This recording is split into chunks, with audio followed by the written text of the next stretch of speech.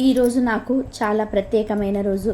ఎందుకంటే ఈరోజు నా పెళ్లి రోజు. నేను ఎరుపు రంగు పెళ్లి లెహంగాలోను చాలా అందంగా ఉన్నాను. అందరూ నన్ను ముక్త కంఠంతో మెచ్చుకున్నారు. నేను నా వివాహ దుస్తులలో నా జీవిత భాగస్వామి కోసం వేచి ఉన్నాను. నా గుండెలో వేల కలలు ఉన్నాయి. ప్రతి అమ్మాయిలాగనే నేను కూడా ఆనందభరితమైన మరియు అందమైన వైవాహిక జీవితం గురించి కలలు కన్నాను. కానీ మా బావతో నాకు పెళ్ళి ఫిక్స్ అయ్యాక ఆ సమయంలో నా కల చెదిరిపోయింది. అతను నాకంటే చాలా పెద్దవాడు. అతను విద్యావంతుడు మరియు అందమైన యువకుడు. కానీ నేను ఎప్పుడూ అతడిని బావగానే చూశాను.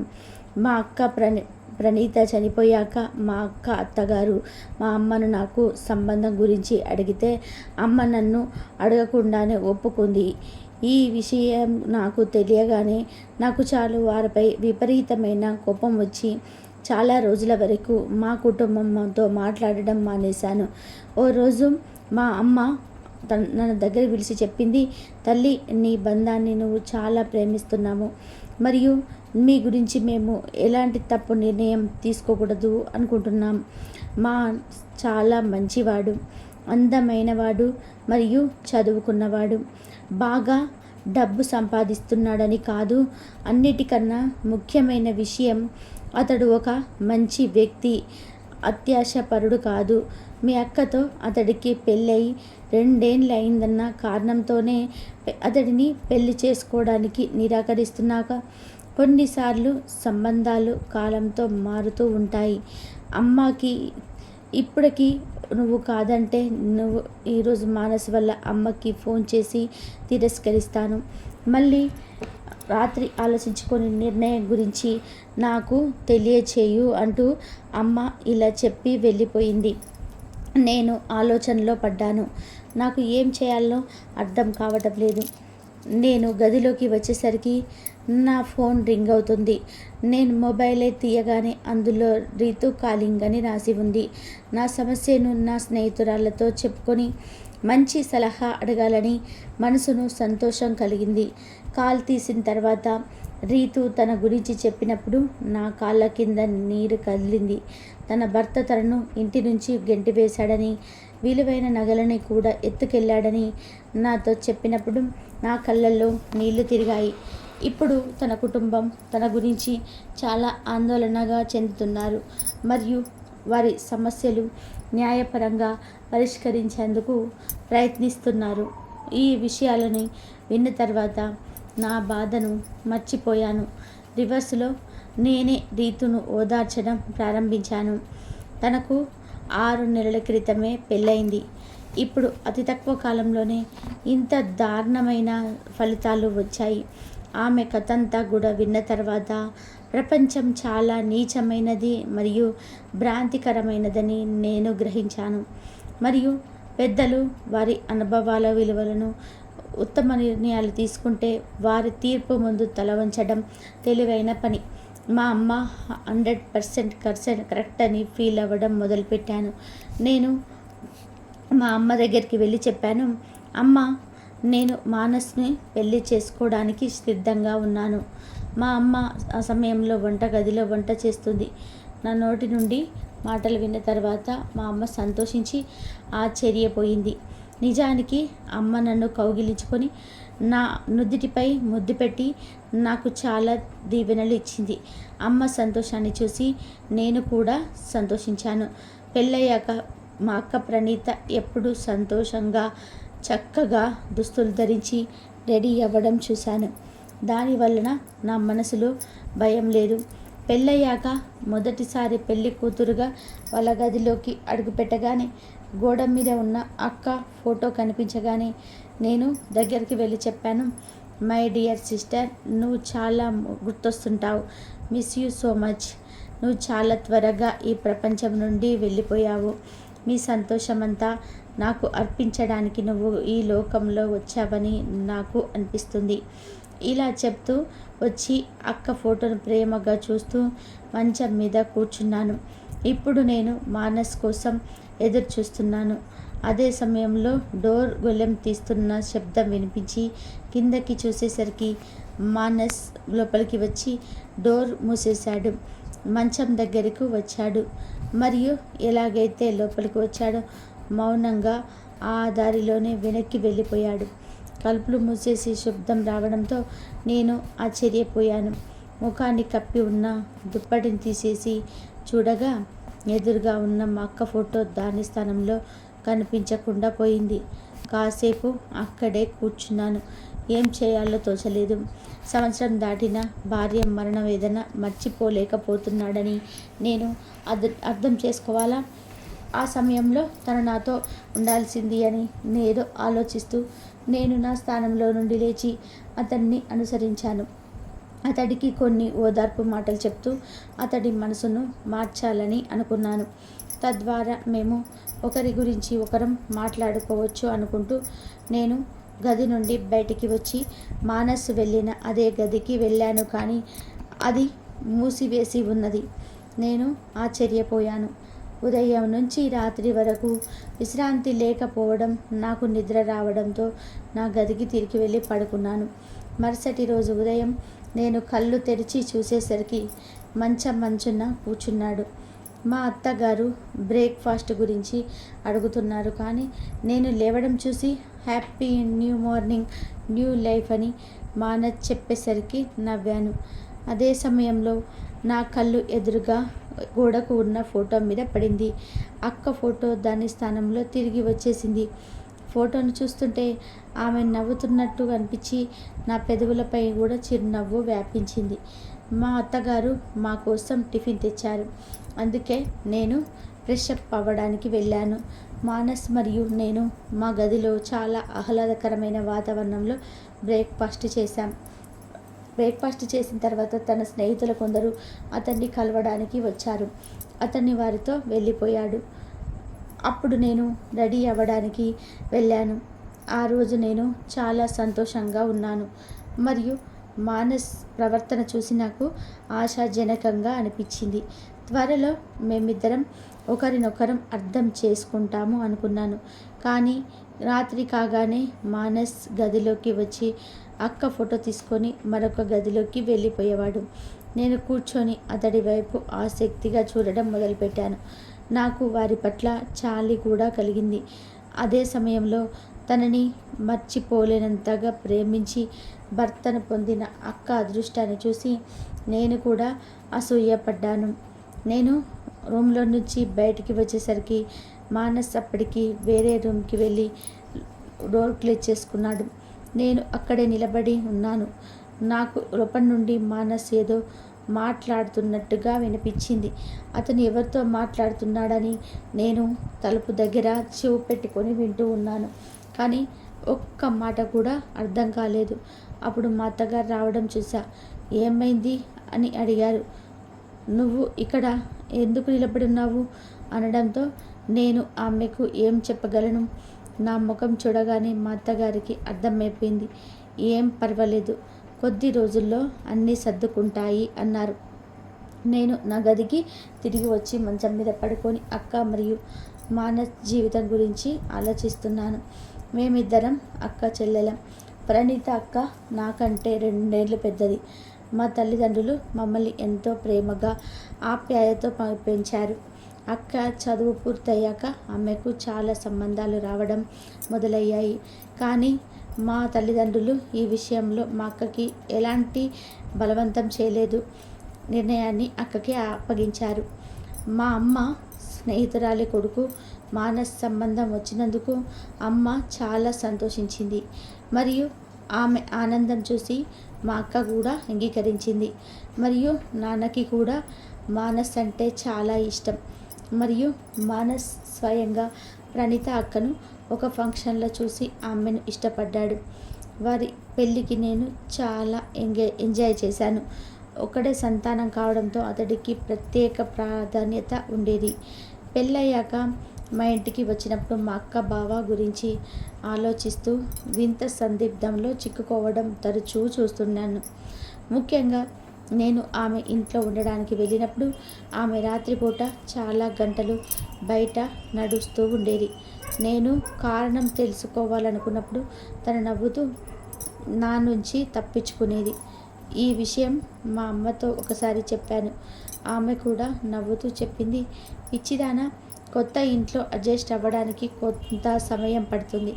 అక్క మమ్మల్ని కలవడానికి వచ్చినప్పుడల్లా చాలా చక్కగా రెడీ అయి సంతోషంగా వచ్చేది. అందుకే నేను కూడా నా గుండె నుండి ఈ భ్రమను తొలగించాను. కానీ ఒకరోజు రాత్రి మానస్ అక్కను మా ఇంటికి తీసుకువచ్చినప్పుడు అతడి తీరు అనుమానాస్పదంగా కనిపించింది. అతను తాగినట్టు లేదు, నిద్రమత్తులో ఉన్నట్టు అతను ఆ రోజు అడావిడిలో ఉన్నాడు. అందుకే అక్కను మా ఇంట్లో వదిలిపెట్టిన తర్వాత ఆ కారును వేగంగా గాలిలో నడుపుతూ వెళ్ళిపోయాడు. దీని గురించి అక్కను అడగాలనిపించింది. కానీ అడగడానికి అమ్మ గదికి వచ్చేసరికి ఆమె కళ్ళు మూసుకొని విశ్రాంతి తీసుకుంటుంది. నేను ఆమెను డిస్టర్బ్ చేయడం సరికాదు అని నా రూమ్లోకి వెళ్ళిపోయాను. మరునాడు ఉదయం నేను మా అక్కకు విషయం చెప్పాను. అలాంటిది ఏమీ లేదు, మేము కొంచెం గొడవపడ్డాం కాబట్టి వారు లోపలికి రాలేదు అంది. 2 రోజుల తర్వాత మానస్ చాలా ఆత్రంగా అక్కను తీసుకువెళ్ళడానికి వచ్చి ఆమెకు క్షమాపణలు కూడా చెప్పాడు. అక్క జీవితం బాగానే ఉంది, కానీ కొన్ని నెలల తర్వాత అకస్మాత్తుగా ఆమె మా అందరినీ ఏడిపిస్తూ ఏడిపోయింది. ఆమె మరణం మా అందరికీ షాక్ ఇచ్చింది. అకస్మాత్తుగా ప్రణీత అక్కకి ఛాతీలో నొప్పి వచ్చిందని, బహుశా ఇది గుండెపోటు అయి ఉండవచ్చు. దానివల్ల ఆమె బ్రతకలేకపోయిందని మా అత్తగారు చెప్పారు. ఆ షాక్ నుండి బయటపడడం మాకు చాలా కష్టమైంది. కానీ ప్రతి దుఃఖాన్ని నయం చేసే శక్తి సమయానికి మాత్రమే ఉంటుంది. కాబట్టి కొంత సమయం గడిచిన తర్వాత మేము కూడా మా జీవితంలోకి తిరిగి వచ్చేసాం. మా అమ్మ నాన్న నాకు మానస్తో పెళ్లి చేశారు. ఎందుకంటే నా అక్కలాగే నేను అతనితో సంతోషంగా ఉంటాను అని. కానీ అతని వైఖరిలో నాకు అర్థం కావడం లేదు. పగలు బాగానే ఉంటాడు, మరియు రాత్రి అవగానే అక్క ఫోటో తీసుకొని వేరే గదికి వెళ్ళి ఫోటోతో మాట్లాడేవాడు. నేను వారి బాధను పంచుకోవాలనుకున్నాను, కానీ నాకు ఇంకా ఆ అవకాశం రాలేదు. ఈ ఆలోచనతోటే నిద్రలోకి జారుకున్నాను. ఉన్నట్టుండి చీకటి గదిలో ఒక ఏడుపు ప్రతిధ్వనించడం చూశాను. చీకటి గదిలో అక్కడ ఇక్కడ తిరుగుతూ నా 2 చేతులతో అక్కను తాకడానికి ప్రయత్నిస్తూ ఉన్నాను. కానీ నేను అక్కను ముట్టుకోలేకపోయాను. అక్క, ఎందుకు నువ్వు నా ముందుకు రావటం లేదు? నేను విసుక్కుంటూ ఇలా అనడంతో ఆమె ఏడుస్తూ ఇలా అంది, చెల్లి, నువ్వు మాత్రమే నాకు న్యాయం చేయగలుగుతావు. నువ్వు నాకు న్యాయం చేసిన రోజు మాత్రమే నన్ను తాకగలవు అంది. నేను మా అక్క మాటలను అర్థం చేసుకోకముందే ఆమెను ఏదైనా అడగాలని సడన్గా నాకు కళ్ళు తెరుచుకున్నాయి. నాకు వచ్చింది కళ అని అర్థమైంది. గదిలో ఎక్కడ చూసినా చీకటిగా ఉంది. బహుశా లైట్ ఫెయిల్ అయింది అనుకున్నాను. నా ఒళ్ళంతా చెమటలతో తడిసిపోయింది. కానీ నేను ఏమీ పట్టించుకోలేదు. నేను గట్టిగా ఊపిరి పీల్చుకున్నాను. కేవలం అక్క మాటలు మాత్రమే నా మనసులో ప్రతిధ్వనించాయి. నేను మీకు ఒక విషయం చెప్పడం మర్చిపోయాను. ఏంటంటే మా అక్కకు ఆధ్యాత్మికత ఎక్కువ. ఆమె ఎప్పుడూ భగవంతుని ఆరాధనలోనే నిమగ్నమై ఉండేది. కొన్నిసార్లు రాత్రిపూట కూడా ఆమె చేతులు జోడించి దేవుడి ముందు నిలబడి ఉండడం నేను చూశాను. మరుసటి రోజు ఉదయం మనస్ బయటకు వెళ్ళిన తర్వాత నేను అతన్ని గదిలోకి వెళ్ళాను. అక్కడ ఏముందో చూడాలనుకున్నాను. గది లోపలికి వచ్చి చూసేసరికి ఆ గదిలో సోఫా సెట్ మరియు అల్మారా తప్ప ఏ ఫర్నిచర్ లేదు. నేను అల్మారా తెరిచి చూశాను. అక్కడ కొన్ని ఖాళీ మందుల ప్యాకెట్స్ ఉన్నాయి. నేను వాటిపై పైకి లేపి తలకిందులుగా చూశాను. ఇవి బహుశా మా అక్క మందులు కావచ్చు, ఎందుకంటే నేను వాటిని తరచూ ఆమె బ్యాగులో చూసేదాన్ని. మొదట నేను పట్టించుకోలేదు, కానీ ఆ మెడిసిన్ చదివిన తర్వాత నేను ఆశ్చర్యపోయాను. బహుశా నేను ఏదో తప్పుగా అర్థం చేసుకున్నానే అని అనుకున్నాను. కాబట్టి నేను ఆ ప్యాకెట్ని అక్కడనే ఉంచాను. నేను అల్మారా వస్తున్నప్పుడు ఒక చిన్న షాపింగ్ మ్యాట్ నాకు కనిపించింది, మరియు దాని నిండా మందు ప్యాకెట్లు ఉన్నాయి. నేను చాలా ఆశ్చర్యపోయాను. నేను అక్కడి నుండి ఆ బ్యాగ్ తీసుకొని రహస్యంగా నా గదిలోకి తీసుకుని వచ్చాను. సాయంత్రం కాగానే మానస్ టెన్షన్గా తిరగడం మొదలుపెట్టాడు. ఏదో విలువైన వస్తువులు పొడగొట్టుకున్నట్టుగా నేను అతని సౌకర్యాన్ని గ్రహించాను. నేను దాన్ని పట్టించుకోలేదు. ఎందుకంటే అతను డ్రగ్స్ ఉపయోగిస్తుంటే ఒక మంచి భార్యగా నేను అతన్ని ఆపాలి. అవే మందులను నేను మా అక్క బ్యాగులో కూడా చూశాను.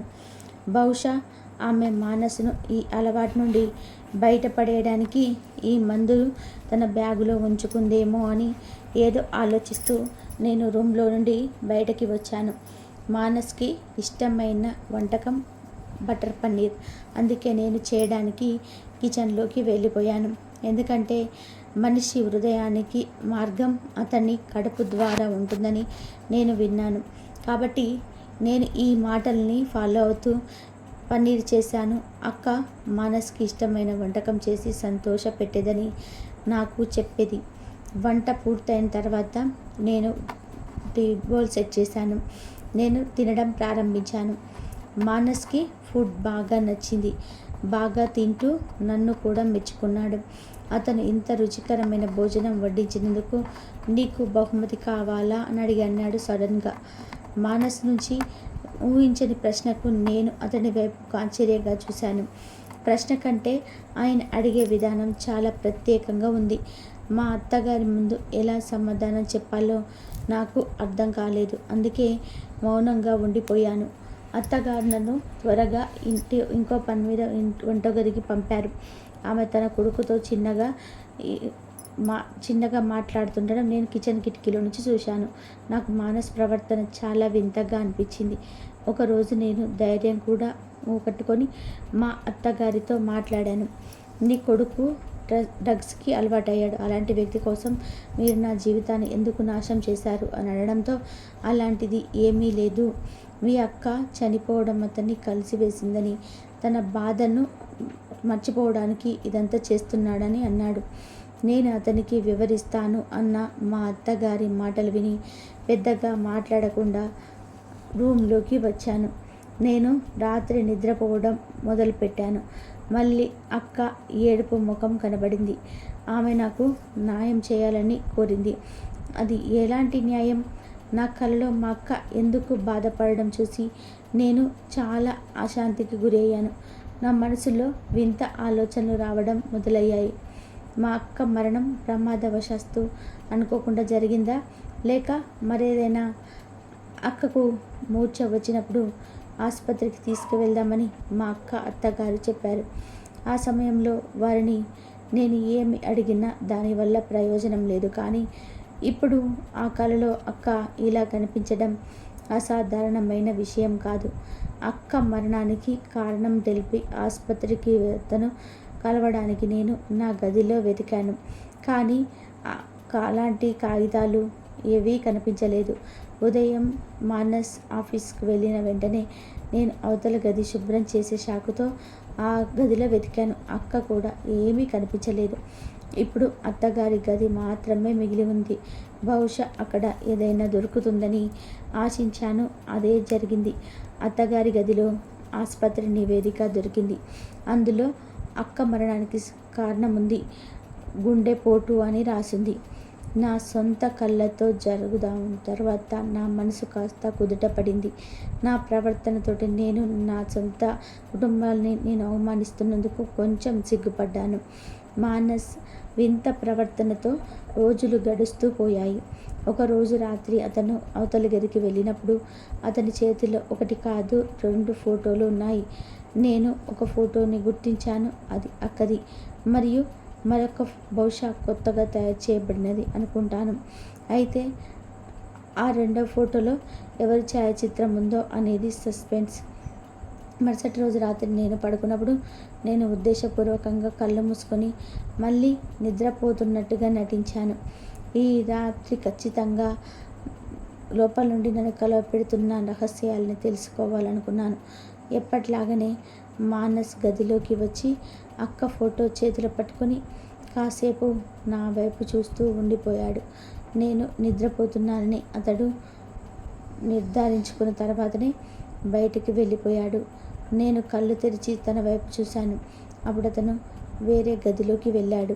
నేను లేచి కూర్చున్నాను. అతను నేను నిద్రపోవడం చూశాడు కాబట్టి అతడి గదికి తాళం వేయకుండానే వేరే గదిలోకి వెళ్ళిపోయాడు. కాసేపు అయ్యాక సైలెంట్గా తలుపులు వేస్తూ మెల్లగా అదే ముందుకు వచ్చాను. నేను మెల్లగా డోర్ లాక్ తిప్పాను. తలుపు తెరుచుకుంది. నేను గదిలోకి చూసేసరికి మానస్ ఫోటో మీద వాలి ఏదో మాట్లాడుతున్నాడు. మానస్ మాట్లాడడం నాకు వినిపించింది. అక్కడ ఫోటోతో మాట్లాడుతున్నప్పుడు, నా ప్రియమైన రాణి, నువ్వు వేరే ప్రపంచంలో ఒంటరిగా ఉన్నట్టు అనిపిస్తుంది. నేను నిన్ను విచారంగా చూడలేను. మరి త్వరలో మీ ఒంటరితనాన్ని తొలగిస్తాను. కొంచెం ఆగండి. ఇలా చెప్పి మానస్ తన ఒడిలో నుంచి మరో ఫోటో తీసి అక్క ఫోటోతో పాటు ఉంచాడు. 2 ఫోటోలు కలుపుతూ ఇంకా ఏదో చెప్తున్నాడు. ఆ ఫోటో నేను చూడలేదు, కానీ అతని హృదయానికి హత్తుకునే మాటలు వింటుంటే నా పాదాల కింద నీల జారిపోయినట్టుగా అనిపించింది. నేను మళ్ళీ తిరిగి నాకు గదికి వచ్చి మంచం మీద కూర్చొని లోతైన శ్వాస తీర్చుకున్నాను. నాకు ఎన్నో మైళ్ళు వచ్చినట్టుగా అనిపించింది. నేను మంచం మీద పడుకొని నిద్రించడానికి ప్రయత్నం చేశాను, కానీ మానస్ అక్క దగ్గరికి వెళ్ళాలని, ఆత్మహత్య గురించి ఆలోచిస్తున్నట్టుగా ఉన్నాడు. అక్కతో ఉన్న 2వ చిత్రం బహుశా అతనిదే అయి ఉంటుండవచ్చు. మానస్ ఈ స్థాయికి రాకుండా ఆపి ఉండాల్సింది అనుకున్నాను. చాలాసేపు ఆలోచిస్తూ కళ్ళు మూసుకున్నాను. అప్పుడు మళ్ళీ అక్క ఏడుస్తున్న శబ్దం వినిపించింది. ఆమెకు న్యాయం చేయాలని నిరంతరం డిమాండ్ చేసేది. నీకు న్యాయం చేస్తానని కలలోని అక్కకు వాగ్దానం చేశాను. నా మాట విని ఆమె నవ్వింది. ఇప్పుడు నేను చాలా కష్టాల్లో పడ్డాను. అక్క విషయం నాకు తెలుసు. తను గుండెపోటుతో చనిపోయిందని. మరి అలాంటప్పుడు మళ్ళీ నా కలలోకి ఎందుకు వస్తుంది? కానీ నేను మా అక్కకి వాగ్దానం చేశాను కాబట్టి నేను ఎలాగైనా సరే నా మాట నిలబెట్టుకోవాలి. మరియు ఏం చేయాలో నాకు తెలియటం లేదు. రాత్రి సమయంలో నిద్ర లేచి చూస్తే మానస్ నా గదిలో కాకుండా వేరే గదిలో పడుకునేవాడు.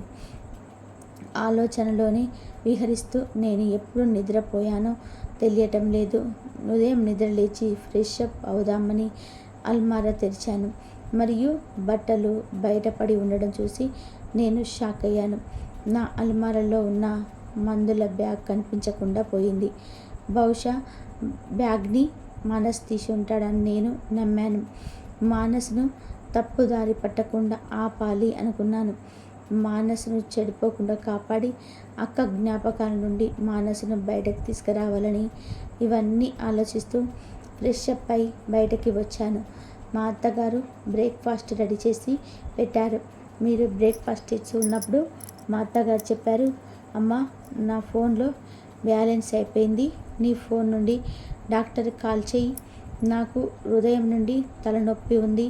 అతన్ని అడిగి కొన్ని మందులను తీసుకుంటాను అనడంతో మా అత్తగారు చెప్పినప్పుడు నేను ఫోన్ చేసి ఆయనకి ఇచ్చాను. పొరపాటున మీరు రికార్డింగ్ బటన్ తాకింది. ఇది ఉద్దేశపూర్వకంగా జరిగిందైతే కాదు.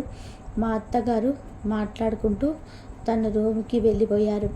అత్తగారు మాట్లాడడం పూర్తయ్యాక ఫోన్ ఇస్తుందేమో అనుకొని నేను నా రూమ్కి వచ్చేశాను. చాలాసేపటి తర్వాత అత్తగారు ఫోన్ తీసుకొచ్చి వెనక్కి వెళ్ళిపోయారు. ఫోన్ ఛార్జింగ్ పెట్టి మానస్ గురించి ఆలోచించడం మొదలుపెట్టాను. అతడు అక్కని ఎంతగానో ప్రేమిస్తున్నాడో ఇప్పటికి అక్క జ్ఞాపకాలను మర్చిపోలేకపోతున్నాడు. అతడు అక్క వద్దకు వెళ్ళాలని ఆలోచించడం ప్రారంభించాడు అంటే అతడు చావాలనుకుంటున్నాడు. ఇది ఆలోచిస్తే నా ఒంట్లో వణుకు పుట్టింది. ఆ రోజంతా ఇలా ఆలోచిస్తూ గడిచింది. మానస్ మనసులో నుంచి అక్క జ్ఞాపకాలను ఎలా తొలగించాలి, నా ప్రేమను మానస్కి హృదయంలో ఎలా పుట్టించాలి అని ఆలోచిస్తూనే ఉన్నాను. కానీ నాకు ఏమీ అర్థం కావటం లేదు. ఇవన్నీ ఆలోచిస్తూ సాయంత్రం అయింది. సాయంత్రం మానస్ ఇంటికి వస్తున్నప్పుడు అతని చేతిలో పిజ్జా బాక్స్ ఉన్నది. మానస్ రూమ్లోకి వచ్చి, కీర్తి, నీ కోసం ఈ పిజ్జాను తెచ్చాను. నీకు పిజ్జా ఇష్టమా అన్నాడు. నేను సంతోషంగా, అవును, నాకు పిజ్జా అంటే చాలా ఇష్టం అనడంతో మానస్ ముఖంలో ఒక వింత నవ్వు కనిపించింది. అలా ఎందుకు నవ్వాడు అర్థం కాలేదు. సరే అయితే ఈ పిజ్జా తీసుకొని తిను అంటూ మానస్ నా వైపు వీజా పెట్టాడు. బయట నుండి అత్తగారు మానస్ను పిలిచారు. మానస్ నాకు పిజ్జా బాక్స్ ఇచ్చి త్వరగా తినండి, లేకపోతే ఇది చల్లారిపోతుందని చెప్పి బయటకు వెళ్ళిపోయాడు. నాకు ఇష్టమైన సీరియల్ చూస్తూ పిజ్జా తినాలి అనుకున్నాను. ఈ ఉద్దేశంతో నేను ఫోన్ తీసుకొని మిస్ అయిన ఎపిసోడ్ల రికార్డును చూసుకునేదాన్ని. మిస్ అయిన ఎపిసోడ్స్ రికార్డును వినడానికి ఫోన్ రికార్డర్ ఓపెన్ చేశాను. మా అత్తగారు డాక్టర్తో మాట్లాడిన రికార్డింగ్ మొదట ఉండడంతో మా అత్తగారు డాక్టర్తో ఎందుకంతసేపు మాట్లాడారు అని నా మనసులో ఆలోచన వచ్చింది. ఆమె తలనొప్పిగా ఉంది, మందులు మాత్రమే అడగాలి, అందుకని మందు అడగడానికి ఇంతసేపు మాట్లాడాల్సిన అవసరం ఏముంది? వద్దనుకుంటే నేను ఆ రికార్డ్ని తెరిచాను. ఇక రికార్డులు ఉన్నాక నా శరీరంలో ప్రాణం లేదు. అప్పుడే పడిపోతానేమో అనిపించింది. నాకు ఆలోచించి అర్థం చేసుకునే శక్తి లేకుండా పోయింది. డాక్టర్ గారు, మీరిచ్చే మందులు నా కొడుక్కి ఏ మాత్రం కూడా ఉపయోగపడటం లేదు. మీరే కదా చెప్పింది అతడికి రెండో పెళ్లి చేయమని. అతడి పెళ్లి చేస్తే తన పరిస్థితి మెరుగుపడుతుందని చెప్పారు. కానీ అతడిలో ఏ మార్పు రావటం లేదు. మొదటి భార్యను చంపిన తర్వాత ఇప్పుడు రెండో భార్యను కూడా చంపేద్దామని ప్లాన్ చేస్తున్నాడు. ఇప్పటి వరకు నేను మీకు ఎన్ని డబ్బులు ఇచ్చానో నాకే తెలియదు. మీరిప్పుడు నేను ఇచ్చిన డబ్బు అంతా తిరిగిచ్చేయండి. మీ ట్రీట్మెంట్ వల్ల నా కొడుకులో ఎటువంటి మార్పు రాలేదు.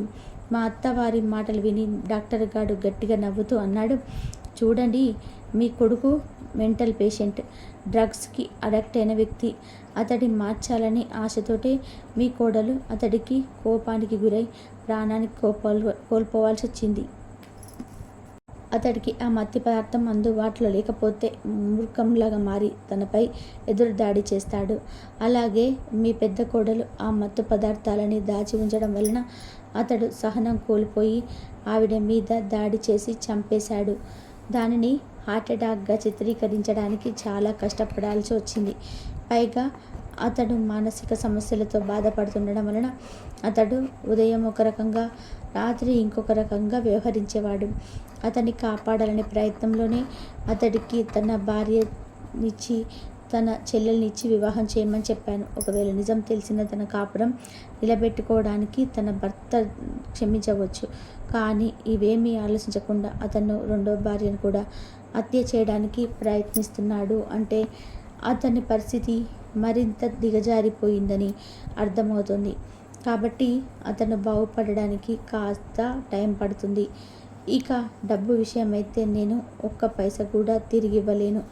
మీరు రిక్వెస్ట్ చేయడం వల్ల మీ మొదటి కోడలు గుండెపోటుతో చనిపోయిందని ఫేక్ రిపోర్ట్ తయారు చేశాను. నేను మీ కొడుకు మరియు మీ యొక్క చీకటి నిజం గురించి పోలీసులకు ఫిర్యాదు చేస్తే జీవితాంతం జైల్లో ఉండాల్సి ఉంటుంది. మీరు రేపు నా వద్దకు రండి, నేను మందులు మార్చిస్తాను. క్రమంగా అతనిలో మార్పు చూడగలుగుతారు. మరియు వస్తున్నప్పుడు నా ఫీజు ఖచ్చితంగా తీసుకురావాలి అంటూ ఆ డాక్టర్ ఫోన్ డిస్కనెక్ట్ చేశాడు. ఆ డాక్టర్ గారు మాటలు విన్న తర్వాత నేను కూర్చుండిపోయాను. అంటే మా అక్క గుండెపోటుతో చనిపోలేదా? అంటే ఈ కారణం చేత చనిపోబడిందా? అతనిపై ఎవరికి అనుమానం కలగకుండా ఉండడానికే అక్కను మిస్ అవుతున్నట్లుగా, చచ్చిపోతాను అన్నట్టుగా నాటకం ఆడడం మొదలుపెట్టాడా? నన్ను నమ్మించడానికి అతను రోజు అక్క ఫోటోని గదిలోకి తీసుకెళ్ళి వెళ్తున్నాడా? అంటే నిన్న రాత్రి మానస్ దగ్గర ఉన్న ఇంకో ఫోటో నాదే అన్నమాట. అందుకే నా సోదరి రోజు నా కల్లోకి వచ్చి నాకు న్యాయం చేయమని వేడుకుంటుంది. మా అక్కకు జరిగిన అన్యాయం తలుచుకుంటే నేను విపరీతంగా ఏడవడం ప్రారంభించాను. నాకు కాస్త స్పృహ వచ్చిన తర్వాత అన్నిటికన్నా ముందుగా నేను లేచి నా గది తలుపులు వేసుకున్నాను. ఈ పిజ్జాను తినిపించి మానస్ నన్ను చంపాలి అనుకుంటున్నాడని నాకు అర్థమైంది. ఖచ్చితంగా పిజ్జాలో ఏదో కలిపే ఉంటాడు. నేను పిజ్జా బాక్స్ని ఒకవైపు నుంచి త్వరగా మా నాన్నకు ఫోన్ చేసి జరిగిందంతా కూడా మా నాన్నకు చెప్పాను. కానీ మా నాన్న మాత్రం నేను చెప్పేది నమ్మలేకపోతున్నాడు. కానీ చివరికి వాళ్ళు నా మాటలను నమ్మాల్సి వచ్చింది. అమ్మ కీర్తి, నువ్వు భయపడకు. సాధ్యమైనంత త్వరగా పోలీసులకు ఫోన్ చేయి. అంతలోగానే నేను కూడా అక్కడికి చేరుకుంటాను అన్నారు. నేను త్వరగా పోలీసులకు ఫోన్ చేసి నా ఇంటి అడ్రస్ చెప్పాను. కొంతసేపటికి పోలీసులు మా ఇంటికి చేరుకున్నారు. ఇంకొక వైపు నేను పిజ్జా తిని చచ్చిపోయి ఉంటానని అనుకుంటూ మానస్ సంతోషంగా హాల్లో తిరుగుతూ ఉన్నాడు. అయితే పోలీసులను చూడగానే అతడికి స్పృహ కోల్పోయినట్టుగా అనిపించింది. పోలీసులు వచ్చే వెంటనే వారు మా అత్తగారిని మరియు మానస్ని అరెస్టు చేశారు. మా అత్తగారు సమర్థిస్తూనే ఉన్నారు. కానీ నా ఫోన్లో మా అత్తగారు మరియు ఆ పై వైద్యుడు మాట్లాడిన రికార్డు ఉంది. ఈ రికార్డుని వారిని తోసులుగా చూపించడానికి సరిపోతుంది. ఆ ఇంటి నుండి నా అక్క జ్ఞాపకాలను మరికొన్ని వస్తువులను సేకరించి ఆ ఇంటి నుండి నా తల్లిదండ్రుల వద్దకి శాశ్వతంగా వచ్చేశాను. నేను అక్క ఫోటో నా చేతిలో పట్టుకున్నప్పుడు మా అక్క నవ్వుతున్నట్టు అనిపించింది. నేను మానస్ చట్టబద్ధంగా విడాకులు తీసుకున్నా. మరి ఇప్పుడు నేను నా జీవితంలో ముందుకు సాగాను. ఇప్పుడు అసంపూర్తిగా ఉన్న చదువు పూర్తి చేసి మంచి ఉద్యోగం చేస్తున్నాను. నా తల్లిదండ్రులు నన్ను హృదయపూర్వకంగా అంగీకరించారు. విడాకులు తీసుకున్న కూతుర్ని ఎంతకాలం ఇంట్లో ఉంచుకుంటామని అన్న ప్రజల మాటల గురించి అస్సలు పట్టించుకోలేదు. ఎవరు ఎన్ని మాటలన్నా అమ్మ నాన్న ఎవరి మాట వినలేదు. అమ్మ కీర్తి జీవిత భాగస్వామి లేకుండా జీవితం గడిచిపోదు అంటూ అమ్మ మరియు నాన్నలు ఇలా అన్నారు. నీ జీవితాన్ని ఎవరితో గడపాలని కోరుకుంటున్నావో నీకు తెలిస్తే నువ్వేమీ సంకోచించకుండా మాకు చెప్పు. కానీ మేము మా వైపు నుండి ఎటువంటి ఒత్తిడి చేయము. అమ్మ నాన్న మాట విని నేను నవ్వాను. నేను నమ్మగలిగే వ్యక్తి ఇప్పుడు నా జీవితంలోకి వస్తాడని నేను అనుకోవడం లేదు. నేను నిజమైన ప్రేమను పొందాలనుకుంటే ఆ దేవుడు ఖచ్చితంగా నాకు అదృష్టాన్ని కల్పిస్తాడు. ఈ వీడియో నచ్చితే ప్లీజ్ లైక్ చేసి షేర్ చేయండి. మీ friends and family members share చేసి అలాగే ఛానల్ని సబ్స్క్రైబ్ చేసుకొని పక్కనే ఉన్న బెల్ ఐకాన్ మాత్రం అసలు మర్చిపోవద్దు. ధన్యవాదాలు.